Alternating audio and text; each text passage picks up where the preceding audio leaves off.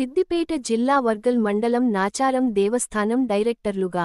కూచవరం సంతోష్ పంతులు, నాయకం శ్రీనివాస్ నాచారంలో ప్రమాణస్వీకారం నిర్వహించిన అనంతరం గజ్వేల్లో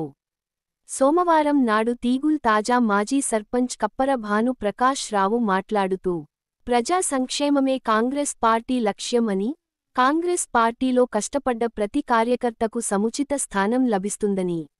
గజ్వేల్ నియోజకవర్గంలో కాంగ్రెస్ పార్టీ బలంగా ఉందని, మేమంతా ఒక్కటే మా నినాదం కాంగ్రెస్ అని అన్నారు.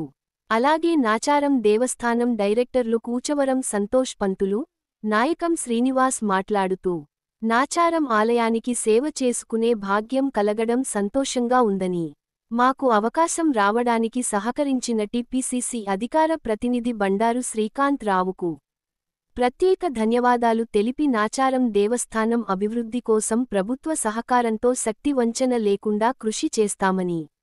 రాబోయే స్థానిక సంస్థల ఎన్నికల్లో కాంగ్రెస్ పార్టీ గెలుపు ఖాయం అని, రాష్ట్ర ముఖ్యమంత్రి రేవంత్ రెడ్డి సర్కార్ ఎన్నికల్లో ఇచ్చిన హామీలు దశలవారీగా అమలు చేస్తూ ప్రజల ఆదరణ పొందుతుందని, నిరుపేదలకు ఇందిరమ్మ ఇల్లు, సన్నబియ్యం పంపిణీ, రైతులకు రుణమాఫీ, రైతు భరోసా, ఉచిత కరెంట్, 500 రూపాయలకి గ్యాస్ ఇలా చెప్పుకుంటూ పోతే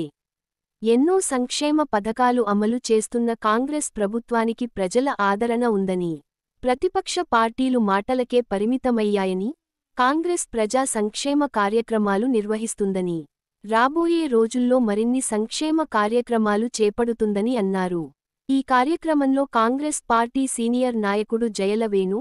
ఆత్మ కమిటీ డైరెక్టర్ జానీగౌడ్, నాయకులు రాజు, స్వామి, లింగం, అరికల స్వామి, శ్రీనివాస్, నిమ్మరాజు, రవి తదితరులు పాల్గొన్నారు.